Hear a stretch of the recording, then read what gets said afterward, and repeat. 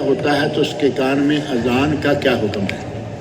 اس سلسلہ میں پہلی بات تو یہ ہے کہ بعض روایات ہیں جن میں آتا ہے کہ دائیں میں اذان اور بائیں میں اقامت، اور یہ ساری روایات جو ہیں وہ ضعیف ہیں۔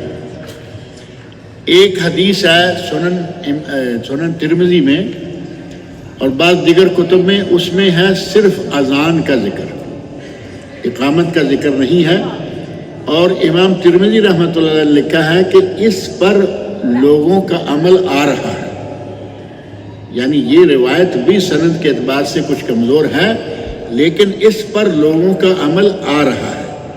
اگر کوئی کر لے تو صرف اذان، اور نہ کرے کوئی بات نہیں۔ اگر کر لیتا ہے تو اسے یہ کہنا کہ یہ بدعت ہے، یہ وہ ہے، یہ ہے۔